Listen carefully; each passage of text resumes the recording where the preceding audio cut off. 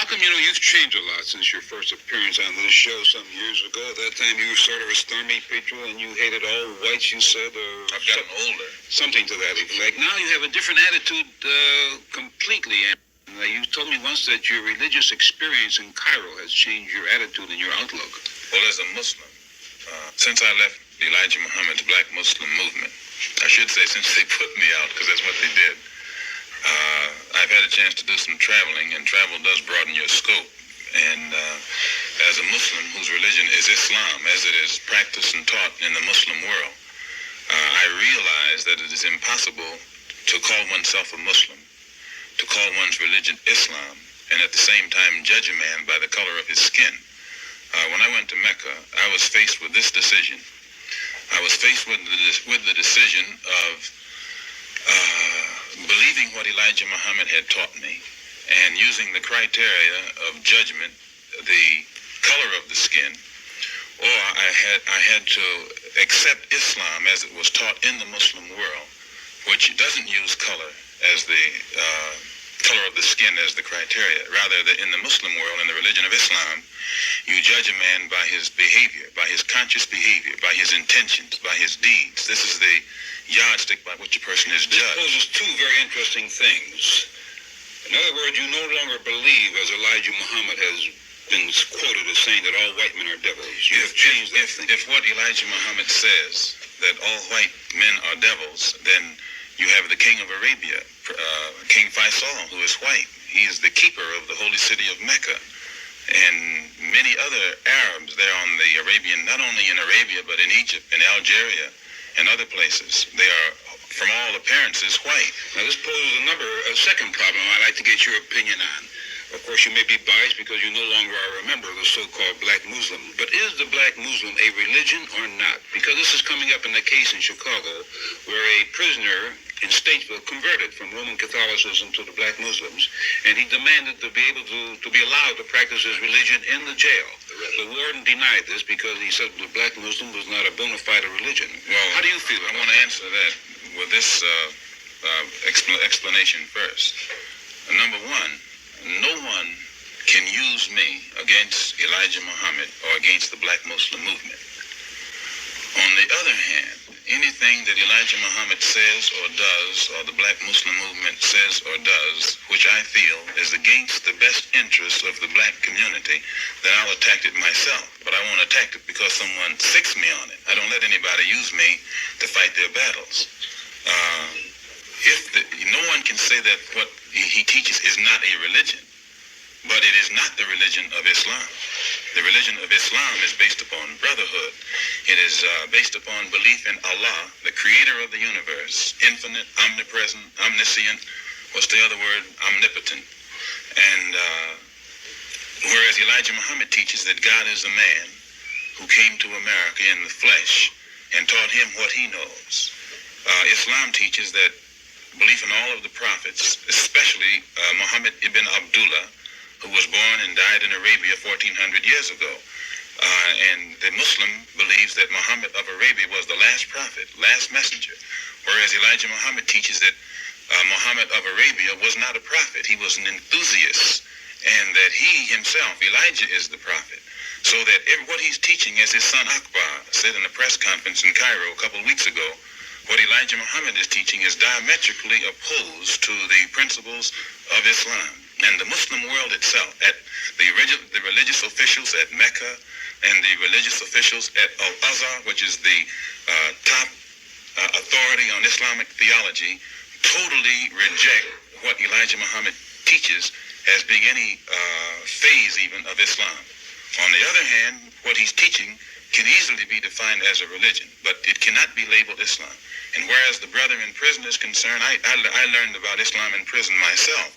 And I think that if the penal authorities were farsighted enough to permit the religion of Islam, real Islam, true Islam, to be taught in prison by qualified Islamic religious leaders, as they let Judaism, Catholicism, and the Protestant religion be taught there, then many of our people who are in prison wouldn't be misled like I myself was. Because there's a vacuum in this country where Islam is concerned, and the Black Americans know less about the religion of Islam than anybody else, the true religion of Islam. And in that vacuum, it's easy for any phony or faker to come along with a concocted, distorted product of his own making and say that this is Islam. Are you, by inference, saying that Elijah Muhammad is a faker? And if Elijah Muhammad really believed in the same God that I believed in, I believed in Elijah Muhammad stronger than he believed in himself. I believed in his God more than he did. And I was not aware of this until I found he was confronted with a crisis in his own personal moral life, and he did not stand up as a man. Anybody can make a moral mistake, but when they have to lie about it and will be willing to see that murder is committed to cover up their mistake, not only are they not divine, they're not even a man. If a man sits as a judge and a woman is brought in front of him and charged with adultery, and the judge himself is the one with whom she committed adultery, but the judge stands up and berates the woman, in order to make no one even suspect that he is the real criminal who was involved with the woman, and humiliates her, and then sentences her into isolation, completely destroys her reputation, with no kind of protection for her or of her whatsoever. And she takes it. She loves him so much and believes so strongly in his sense of justice so much, she allows herself to be projected almost as a prostitute. And that man permits this, then that's not a man. To have gotten weak for a woman is one thing. It's human and it's natural. But after getting weak and completely destroying her reputation, to do nothing whatsoever to protect her as a woman, then he's not a man. And to commit murder and to see followers line up to kill each other and to mutilate each other, then this is not a man. Doesn't Elijah Muhammad preach nonviolence and no use of guns and weapons and so forth? When I was in the Black Muslim movement, we never carried weapons. We were taught against that.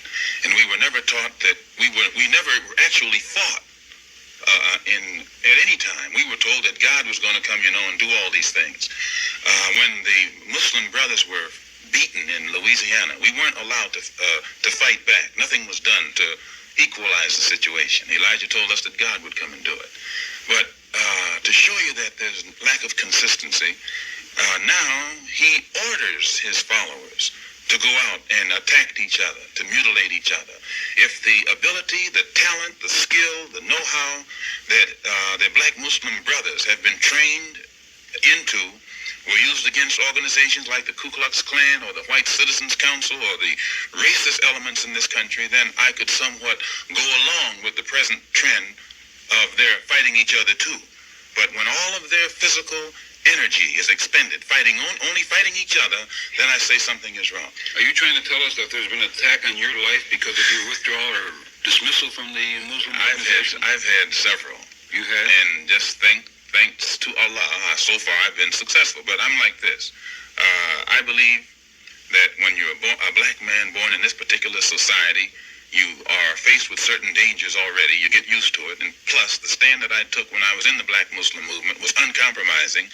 I defended an indefensible position, I think, and he was that indefensible position. Anybody who defends an indefensible position as well as I did, they must have believed in it. You want to apologize to me for our first argument many years ago? No, I won't apologize for this reason. You see, I don't think that the burden is upon any black man in this society to apologize for any stand that he takes. For this reason, most of us are attracted to things extreme, primarily because of the extreme negative condition that we live in and that has been permitted to exist already far too long. Yeah, but our first argument, Brother Malcolm, was not over that condition, which I readily admitted. Mine was over the position of the black Muslim, the very thing that you are now denouncing. And let me say this. Mind you, when I denounced it, I said this, that I'm not denouncing it because society wants me to, or some agency wants me to. And I'm not denouncing, I can explain its existence and defend its existence. The burden... That's because you're very glib and very able with words. The black Muslim movement is the result of the failure of a society. The hate that exists in the American society is what has produced the frustration that exists in black Americans. The Ku Klux Klan. That makes it's a different thing altogether. But the same thing. No, it's a different thing. result of racial hatred, is it? No. Sure. The Ku Klux Klan is a part of the society. It's a result of racial hatred. No, the Ku And your Klux Klan, Black Muslim is a result of the racial hatred at the other end. sir, the Ku Klux Klan is a part of a society which has absolutely failed in its to fulfill its promise for 22 million black Americans.